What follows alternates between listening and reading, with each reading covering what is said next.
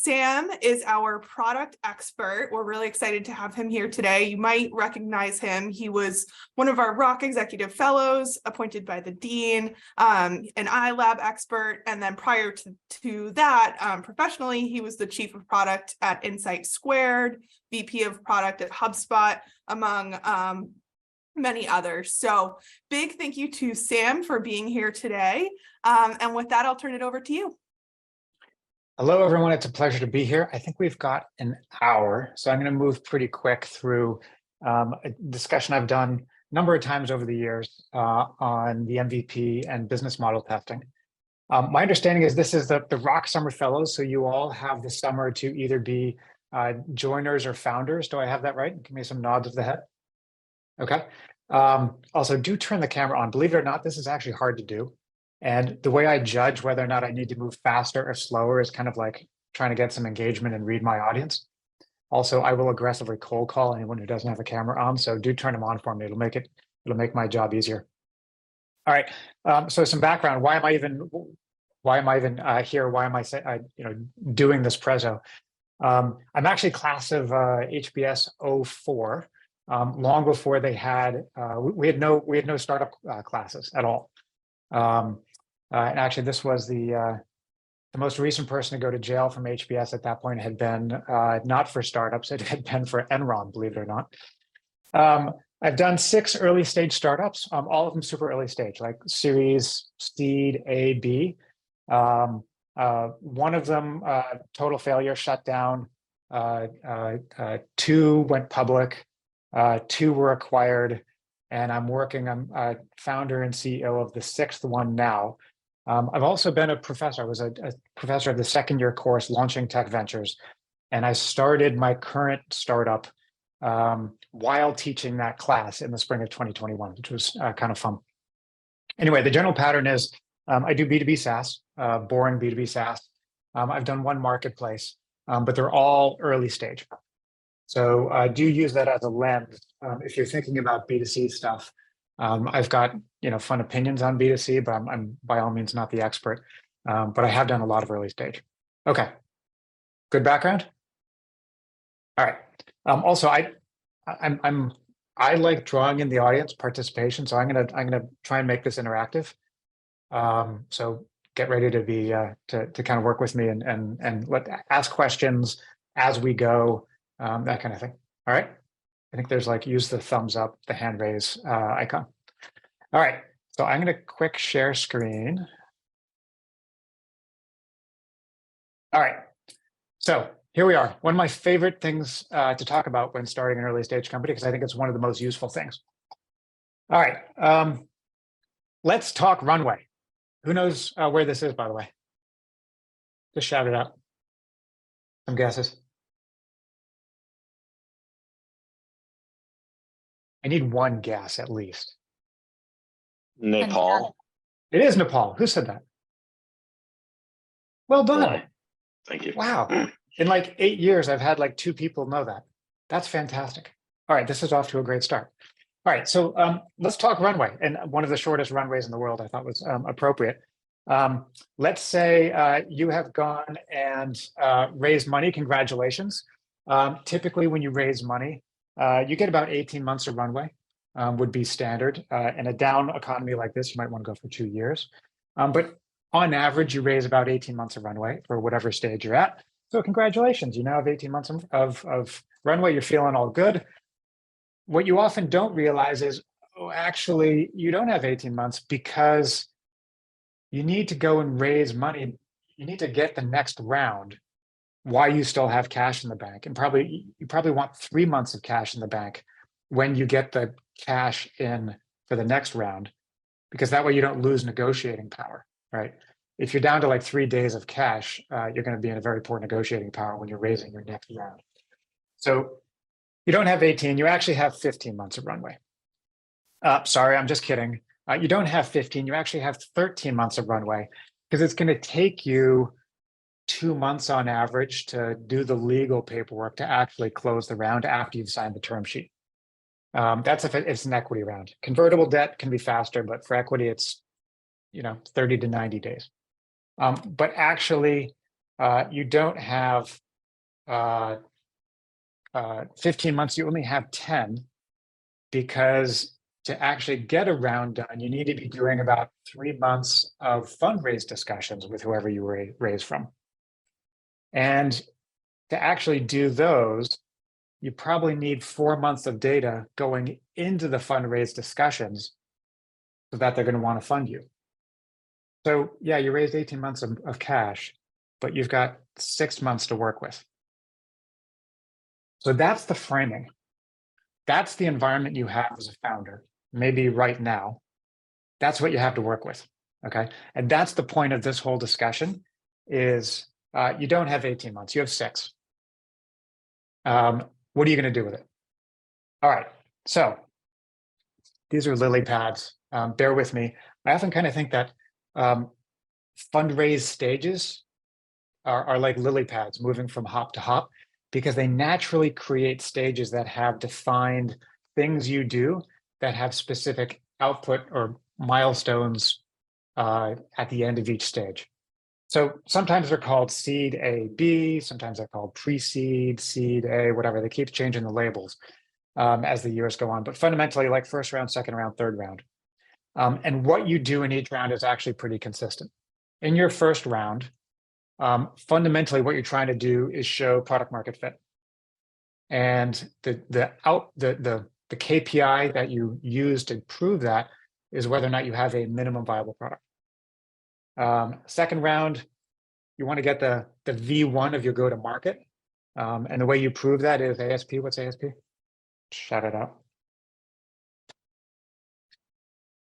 Average sales price. Average sales price, yeah. How much is it worth? Are you selling something that's like worth 6K or 60K per year? Or $6 if it's a consumer model? Because that will determine, are you going like, freemium? Are you going marketing led? Or are you going like, field sales team? All those change your go-to-market model. And then the third, what's LTV to CAC? Shout it out. Lifetime value to customer acquisition cost. Exactly. Much talked about in first and second year classes. It's an excellent measure of basically think of it as like an efficiency metric. There's a bunch of these. The SaaS magic number, the burn rate as a multiple of revenue.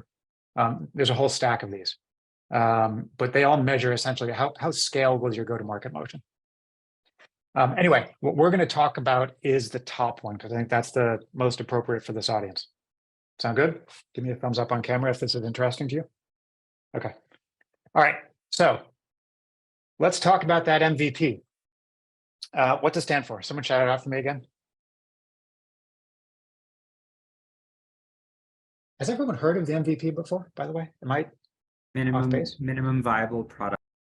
Yes, minimum viable product. Okay. So minimum viable product, typically, a very simple, keep it simple, but make it easy to use interface. Viable, like, are you getting usage, and is that usage like increasing, things that go up over time or better?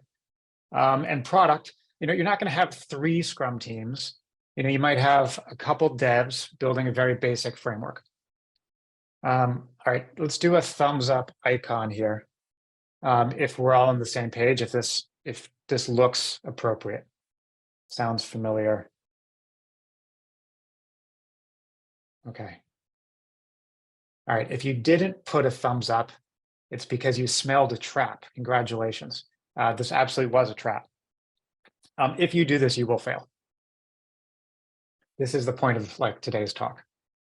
This is not what an MVP is.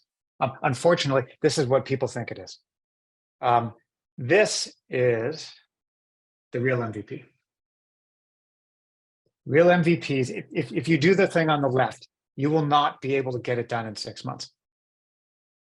The real MVP is, this is a technical term, it is butt ugly. It is not simple or easy to use. Viable, you can very easily get a false positive off of viable if you're going it off of usage. Simply because they're not paying for it. So how do you know something is viable? What's the acid test for viable? The V of MVP is if they're paying you for it. Now I do B2B, which means my V for an MVP is they write me a check. If you're doing consumer, asterisk, they pay in other ways. Maybe they pay by, dollars, but it could also be by, retaining, sharing, who knows. And then the last part, product, people often think it's software. It's often not. Who knows? Raise your hand if you heard the phrase mechanical Turk. Also sometimes called concierge model. It's basically where you pretend to be the software by doing it yourself. And we'll talk a little bit about this. But it's basically like bubblegum and baling twine. The right-hand side is the MVP. This is a little scary, so kind of let's dive into this. I figured I'd do some examples because otherwise no one will believe me. All right, two-sided marketplace models. Who has heard of or used Upwork? Give me a show of hands. I promise, not a trap. It's okay to raise your hand. That was really mean, that trap I did, wasn't it? Okay, has no one used Upwork? I thought a lot of startups. Only 2. God, they must be failing. Wonder what the stock price is. Okay, all right. It's a freelance two-sided marketplace for services. You can say, you can go on there and be like, hey, I need a website built, and then website designers will like bid on doing it for you. All right, take yourself back to 1998. eBay was the new hotness, and a couple founders, Srini and Barud, thought to themselves, all right, let's do eBay for freelance services. That was called Elance. It later got renamed to Upwork and went public, but you could post a job and then people would bid on it. All right, so if you're the founders and this is your idea, it would eventually become these things on the right.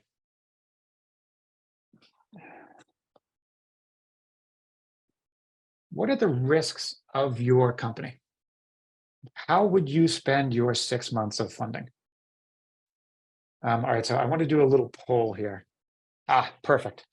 Give me an A, B, or C on what kind of risk, if you were the founders, what do you think is the biggest risk to this company and how you would spend your 6 months?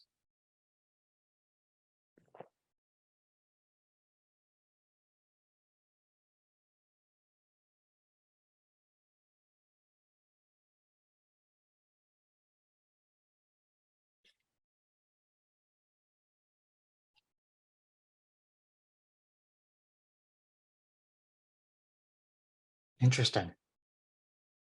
All right, looks like we've got almost an even balance, A versus C. Building a basic post, like listing page and bid page. So people are like, okay, it's not the interface for bids and jobs. But they're questioning, okay, what kind of services might be needed? And on the bottom, should we do something illegal and falsify our identity? All right. Oh, I'm sorry. I just realized maybe you couldn't see them. I just hit share results. Maybe you can see it now. Yes. Okay. All right. So, what did we actually do? This is Barud. That's him actually on the phone. We impersonated two sides of a marketplace. It was in 1999. We weren't even sure if people would buy services over the internet. Like that was a weird thing. eBay was still kind of like Pez dispensers. And so there was a real question, like, would people buy graphic design from someone in Indiana that they had never met? Internet adoption was not there. And so we basically used a phone book and pretended to be graphic designers and listed in the classifieds, do you need a graphic design, like a logo done, was the first type of transaction.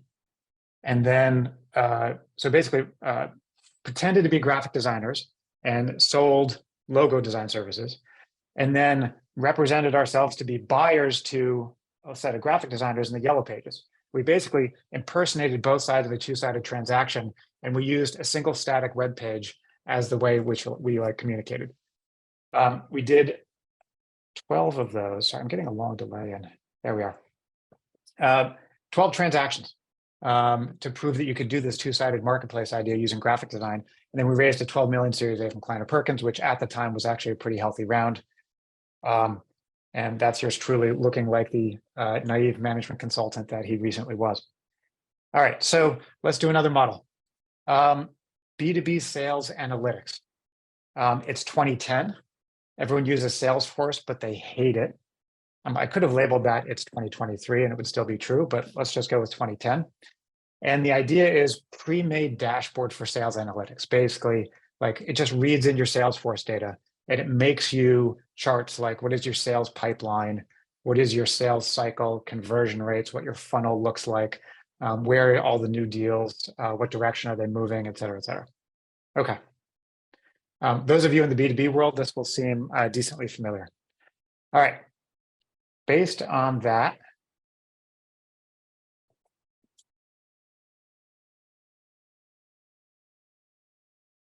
what is the biggest risk if you were the founder, and what kind of MVP would you design?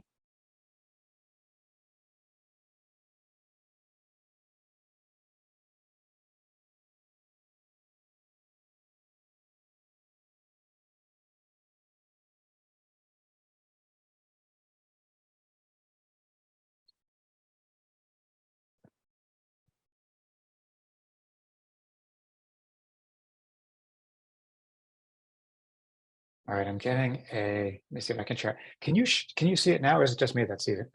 The polls as it comes in. Ah, good. Now can you all see it? All right, a lot of A. All right, so let's get someone who did B first. If you said B, why B?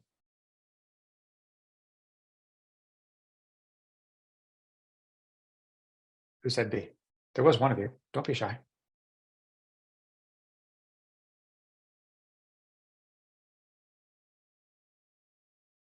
Who said B? It was me. I was just thinking that I'm not sure how this would work because you're going to get a lot of different data in different formats, different labels, different everything. How can you be sure that it's actually going to work with all these different inputs? Yeah, super smart, particularly in today's world, where if you were to build this, this was in 2010, if you were to build this today, you'd probably build it straight up like AI driven. And there'd be a real question, like, could the AI actually work very well off of sales data, which is like Salesforce data, which is notoriously dirty. Like trying to get AEs to spell their name is complicated. And so getting them to like, enter in correct sales stages and close dates is almost impossible. So at the time, we weren't doing it AI driven. So it wasn't so much tech risk. Someone give me who was a C? Who went for design risk? Who would go with mocking up a dashboard? I voted C. Mhm. I just thought that like the biggest risk is that if people don't actually like the pre-made dashboards that you're creating, then you don't really know what you're actually selling. Yeah, it's a good, that actually was the risk that we were most worried about is would people even want this? Because Salesforce has some analytics built in. What we didn't know is if they'd pay for something separate, if there was enough need for a paid service on top of Salesforce just to do analytics. So it's similar to what you're describing, but for us, the nuance was less about the design and more about the actual, the type of analysis. Like, is there enough pain that they will pay $1,000 a month for pipeline analytics and sales cycle analytics? And so what we ended up doing was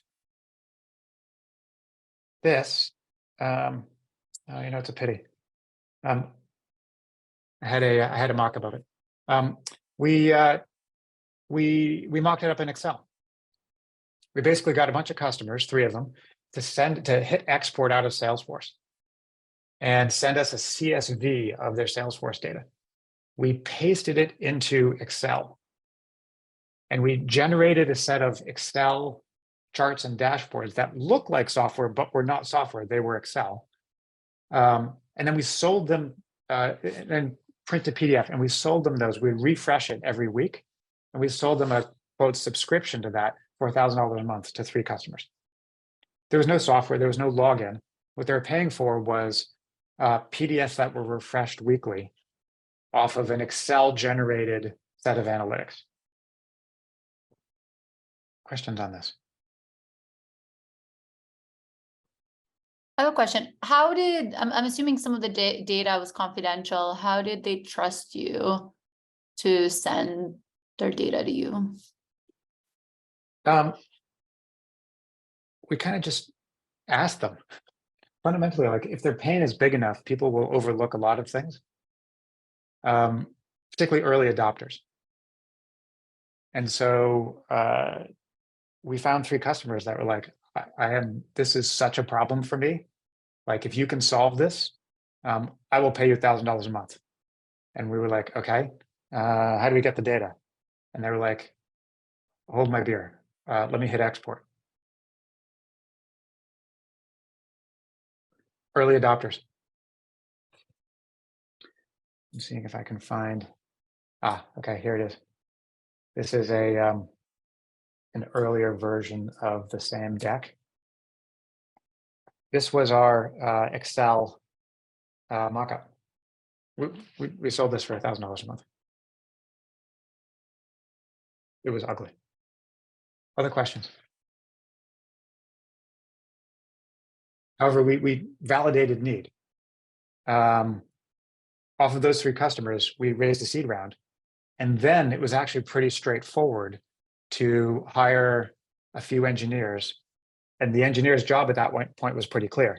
Take the Excel mockup and make it into software, right? Replace the CSV import-export with an API pull. Replace the analytics with actual software charts, and wrap it all in something that has like a login.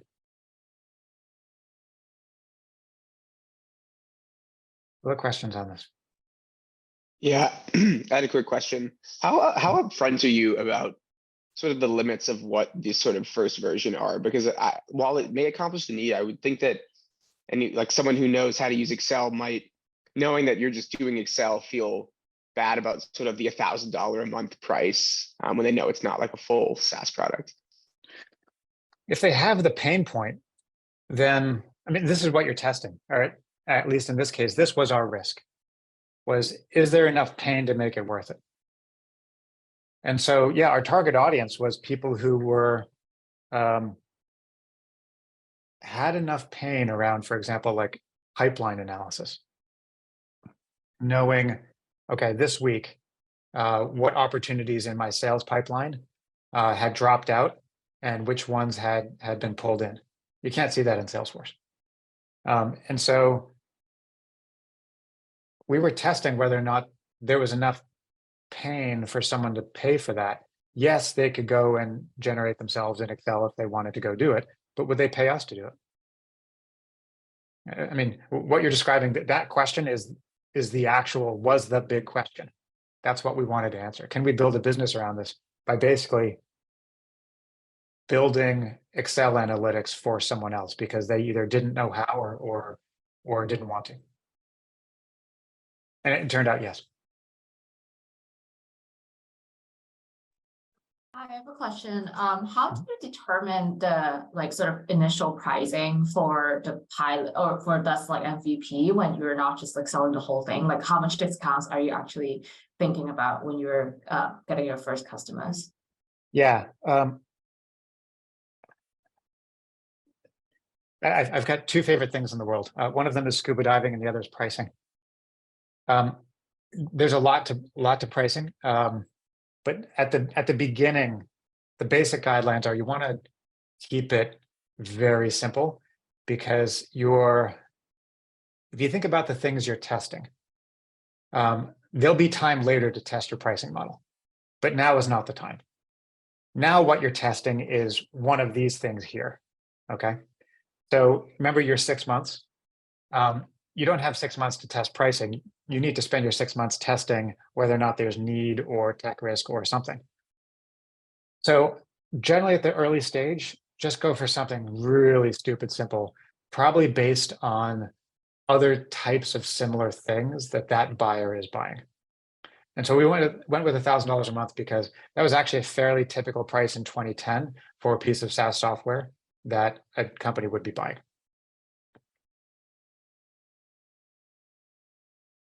So for example, HubSpot was $250 or $500 for marketing software. When they added CRM, it got a little more expensive. So like stuff was in that range. But for example, it didn't have a variable axis. It was just flat fee, $1,000 a month. We'll generate these reports for you. Other questions? Oh, the discounting. We didn't discount because you're going to spend 8 years on this. One of the biggest risks to you as a person is that you get a false positive and you spend 8 years on something that is not worth it. And depending on your religious persuasion, you may or not believe that, like, look, we have one go round on this earth, right? And so 8 years is actually like 8 years of your life is an expensive cost.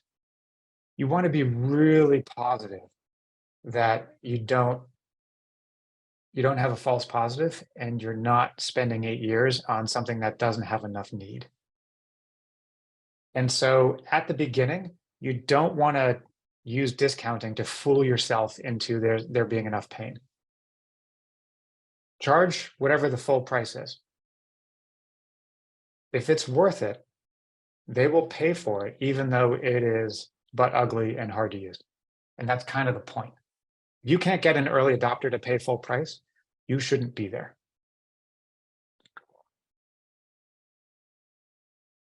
I don't have an example for this, but an example is that the sixth company, the one I'm doing now, the one I started while teaching in 2021, right off the bat, we had an idea for it. And I said, I don't want to go do this again. I don't want to get out of bed unless I can get someone to pay $50K a year for a piece of software.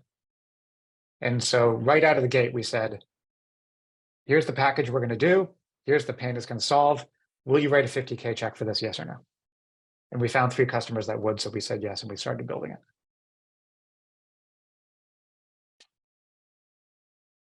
Other questions on price? All right, I'll keep going. All right, let's do another one. It's 2018. This is so long ago that like AI was still sometimes called machine learning. And your idea is, let's do AI detection of prostate cancer using very high-res MRIs. What's the biggest risk?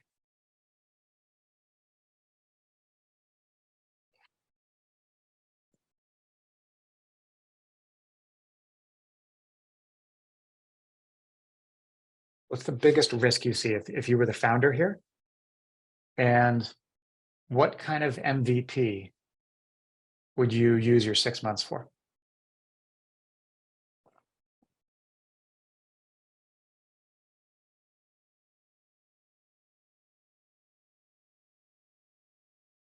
Oh, someone asked me at the bottom, what is DTC? Direct to consumer. There's a couple major models. I'm not an expert in this area, but there's a couple major ways to get revenue. And they can be really, revenue models in the medical space can be really complicated and can kill a company if you're not careful.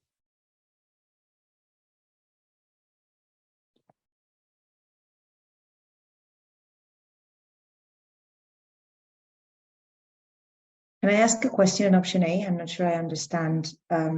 So you're validating them. So in theory, this is received by the doctor, not by the customer first, right? Or you're assuming that, because when you say charge customers $1,000 for access to MRI scans, what do you mean by that? Like the company access the MRI scans? No, actually, like the customer would get them. Like startup Okay. would execute the Okay. MRIs and load them onto a portal and basically say, hey, customer, here's a login to them. They're yours now. Okay. Right. Basically validate the need. Will customers pay for MRIs of a prostate, even without the AI? So basically, can you validate, A is validate the willingness to pay without the AI part. B is the AI possible? And C is, how do we long-term make money out of this? Because DTC versus insurance is like something every company in the space grapples with. All right, I think everyone can see this. We have A and C about equal, but most votes went for B. And the company, the startup is called Ezra. And that actually is B is exactly what they decided the risk was. At that time, I'm hoping you can see the results. At that time, there's still a real question. Would AI be able to detect prostate cancer better than a doctor? And it turned out they could. And so that was how they started it, was just get the MRIs and focus on, is it even possible? And if the AI found prostate cancer, then they would just call them. There was no software you could log into. The only software written was like back-end, machine learning modeling. But there's nothing you could log into. The interface was a phone call. Questions on this? We're starting to see a pattern. What's the pattern here? Or what's the thought process? Somebody.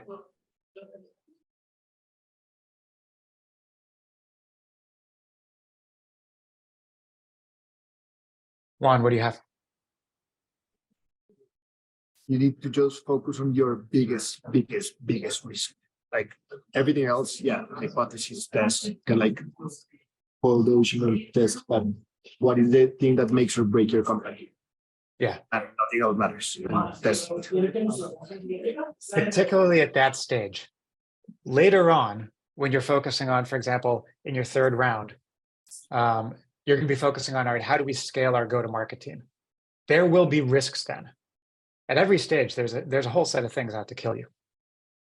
But at the early stage, in the first stage, your biggest risk is going to be very specific to your company. And it'll be different than the things you face later. And it may be very different than a lot of the things we talk about at HBS in classes. All right, we're going to do one more. This one is recent. Like one of my previous employees from the analytics company founded a company, then sold it, is now starting a second company, and he's doing collaboration software. It's 2022, and the whole remote work versus in the office is this big thing. We all know this, it's all over the news. And so his idea is, how do you do like an online headquarters for people to be present in? Like, how do we, for companies that are not going back to the office, how do we make an office experience for the thing that people are missing? All right, so 3 different risks, 3 different possible MVPs. This one's live, by the way. Like, I'll show you a screenshot of the MVP right now, but it's like,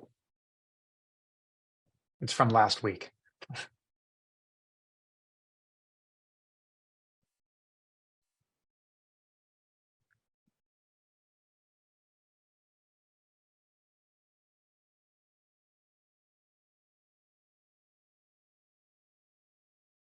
Can you all see the poll? It's unclear from Zoom's interface. Can you see it when it's happening? Like, can you see the results right now? Deal out, yes or no? No? Okay. All right, so why don't we share? All right, now can you see it? Strong votes for A and C. So in talking with the founder, his name's Brian, A wasn't the risk. It seems like every company, at least in the US, had a pain here. That one seemed pretty unambiguous. The question was like, how to solve, it's kind of a weird problem. It's like a human emotional problem. How do you get people to feel present and engaged when they're at home? But they lack that peripheral vision of like when you walk in the office in the old days, 3 years ago, like you had peripheral vision of like, even if you weren't on the engineering team, you could see that they were there and you could see what they were working on. And wow, everyone's like, super excited and they're huddling around something. They must be ready to launch. Or like, you might hear the sales team on the phone and you might hear or see like, all right, it's the end of the month. Like, are there a lot of calls happening or is it really quiet over there? You had that kind of peripheral vision. And the challenge is both the founder and I feel is that humans, like we're at some animal level, we still depend on peripheral vision as like how we're wired. And Zoom gives you this tunnel vision. And so he and I are split on this. The fourth example, this is, as I said, a live one. He's doing B. He has his previous tech co-founder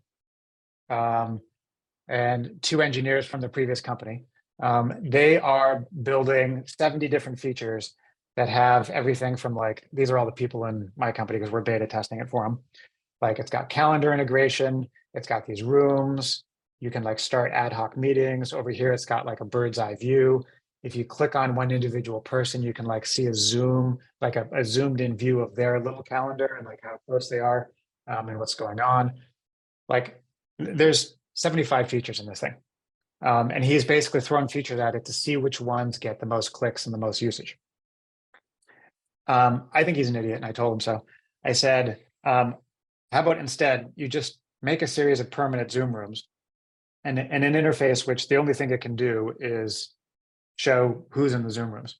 Because you can't normally see this kind of thing. You can't normally see who's in a Zoom room. You don't get like what rooms are open and who's in them. And the second one, the one down there is something my co-founder coded over a weekend because he was amused by this discussion.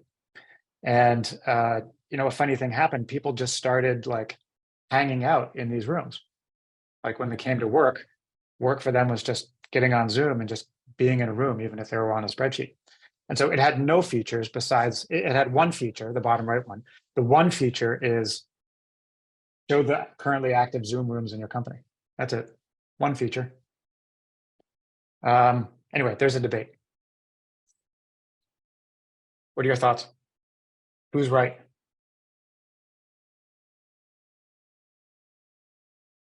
Get some opinions here.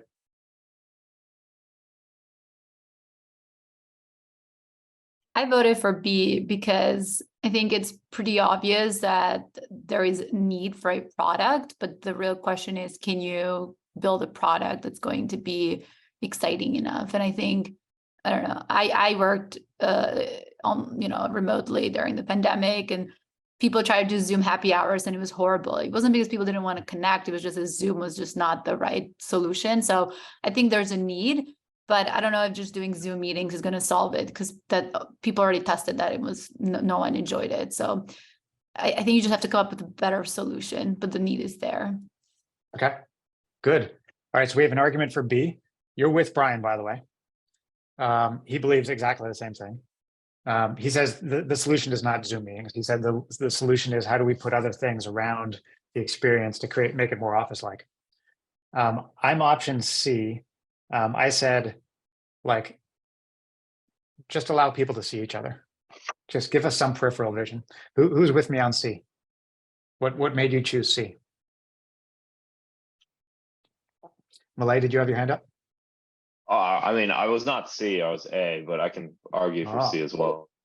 All All right. I mean, I think I actually don't think that they've figured out they figured out a general problem, but like that's like saying like Zoom is bad. That's not really a particular great hypothesis to then just start a company. I think that they haven't done enough interviews on like the exact pain points of Zoom with various companies.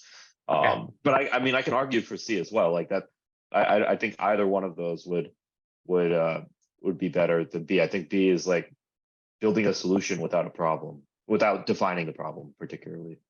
Yeah, it's as I said, this one's in progress. From the interviews, the pain seems pretty clear. It's like people's ability to connect and have presence and to be able to connect casually as opposed to like, purpose-driven meetings. I think that the debate that the founder and I have is on the solution.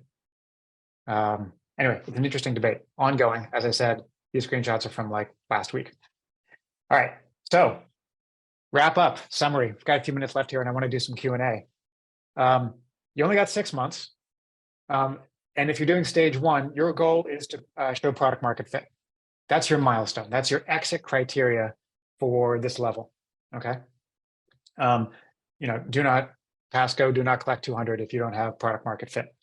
The way you show product market fit unambiguously is this very simple tool called the MVP. Unfortunately, people typically get the M wrong and the V wrong and the P wrong. The MVP is ugly. It's paid in some way, asterisk consumers, and it's typically not software. So your startup will vary. You might be doing a science startup, a consumer one, B2B, AI, could be hardware, who knows? The critical takeaway here is you've got a short amount of runway. You need to think, you can't default into, oh, I'm just going to get some engineers and build a login and interface. You need to challenge your assumptions and say, hey, for my startup, what's the risk? And then how do I target an MVP directly at that risk so that I don't waste 8 years of my life? All right, questions? I'm gonna stop sharing. What do you got? AMA, ask me anything.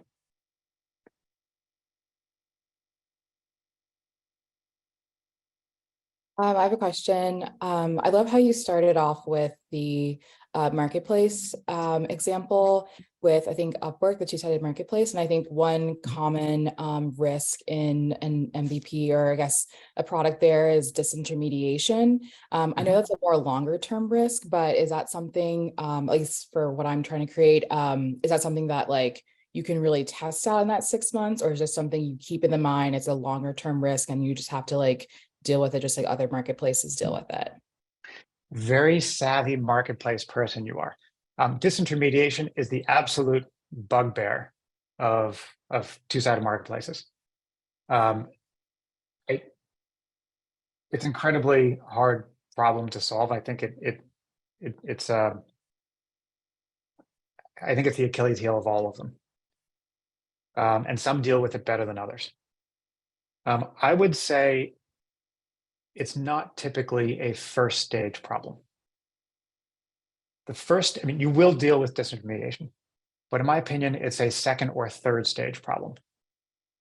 The first stage problem is typically like, will they want to transact this thing at all on the internet? And maybe, is your format of two-sided marketplace appropriate? Are they going to want to do like buy now style? Are they going to want to do, bids and RFPs? I typically the first stage stuff is very like existential, like, will this even work? Second stage will be, okay, how do we solve disintermediation? How do we solve quality control? Because if you don't get well-described requests, then you don't get well thought out bids. There's a set of things that come later. Also, later stage questions, like, it's really hard to get liquidity in two-sided marketplaces. They take forever to do. They're really hard. I'll never do another. And so knowing which one of the two sides is always your gating factor in your growth. One of the sides is easy to get, and the other one is really hard to get. And so your growth overall, liquidity, is determined by how quickly you can grow one of the sides. For us, it was the buy side at Eland. The sell side, we always had enough sellers according to how much demand we had on the buy side. And so once we figured that out, we focused all of our attention on the buy side. Figuring out which of those is important for your marketplace is another later stage question. But in the beginning, it's often just like, will people even want to do this on the internet? Great question though, and shows, strong insight of how hard marketplaces are. It's the D word. All right, what else? Paul, what do you got? Hi. Well, first, thank you so much for the presentation. Really insightful. I'm working with Daniela, who's also in this call, on a consumer product brand, specifically food and beverage. How do you see like MVP testing in the food industry in particular? You mentioned like, okay, customers should pay for it, but in a sense, if you're like, producing the product, you have to invest something, right, upfront, and also like how do you think the whole testing process with recipes and actual consumer products in general? Yeah, so let's break it down. I've never done frankly, I'm not a consumer guy, number one. But what I'm really not is food and beverage. Besides a consumer, I've got a sweet tooth like you wouldn't believe. I think what I would ask yourself is, for food and beverage, for this startup, what's the primary risk? And then regarding consumers paying for it, the real reason you have customers, I'll put quotes around it, pay for it, is you want to avoid the false positive. So it's really a shortcut it's a trick for avoiding a false positive. So really ask yourself, what is the primary risk?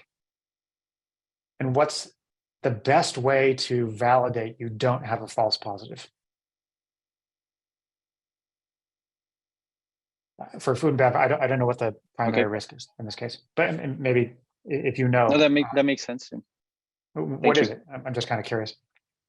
I don't actually know yet. We're looking into a market where we've seen and we've identified gaps, but we don't have a specific product yet. That's what we are like researching. But that's why we feel like we might get to a point where we will be testing different products in like different, segments of the population. But not knowing anything about food and bev, I could imagine, for example, two directions. If you were doing one of like the plant-based burger things, I could imagine there the biggest risk might be, can we make a burger that doesn't taste like total junk? That's a big question, right? And was probably hard. A different one might be like if you're selling, flavored energy water. I don't think it's hard to make. I think there the biggest risk might be, can we get someone to pay $3 for essentially branded nothingness? Like what brand might do that? It's essentially a branding risk. So for your startup, I don't know what it is, but that's what I would think. No, these are awesome insights. Thank you. Okay, let's do maybe two more questions. Kelly, what do you have? Hey, thanks so much for your time. On the B2B sales analytics example, it was super cool that you got 3 paying customers to give you $1,000 per month for Excel charts. How different was the solution for each of these 3 customers, or did you give them like the same thing? Same thing on each. We literally just how many Excel jockeys do we have here who like consider themselves like rather pro when it comes to Excel? Like you have a data layer and a presentation layer and that kind of thing. Oh, come on, don't be shy. If you're an ex-banker, you're probably like at least in this category, right? There we go. Okay. So we had a data layer, data sheet. That would be, you could paste data into a standard format that came out of Salesforce. And then we had several presentation layers that would read off the data layer and basically populate charts. And so we would just dupe the file and replace the data sheet with each of those customers' CSV exports. So sort of unpacking the question, why is this important? In order to validate, the reason the MVP is useful is you're looking for a pattern. If we were building one-off custom things for each customer, it wouldn't have proven anything. What we wanted to prove was there a pattern in what customers had paying for and would pay for? Pain and pay, very close. And if it had been too custom, then there wouldn't have been patterned. Now, variation is good. Here's another observation is that most founders, when you imagine the startup in your head, the idea, you think, okay, I'm not perfect. My idea won't be exactly right. It's probably going to take about 5 iterations before like we get to MVP, right? Yes, more or less. We're all wrong. We're absolutely wrong. We're crazy. This is like founder illusions, which are required for you to do something crazy and stupid enough to go start a company. But it also means that we think it's going to be about 5 iterations before it works, and it's not. It's 50. You need to do 50 iterations in 6 months. That's another reason why you don't build software. Because if you're doing software, it takes you one iteration per week. And what you need is 1 iteration per night. So every night we would iterate on what was that Excel dashboard.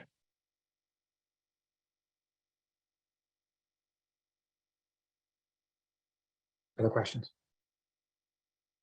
One more?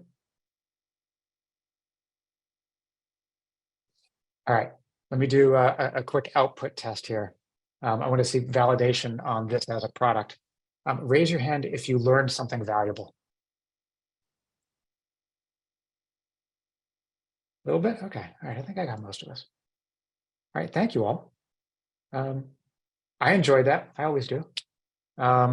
I'll stay in for another few minutes if you want to ask questions. Maybe let's stop the recording, and it was a pleasure. Don't be strangers, reach out. The startup world is a small one.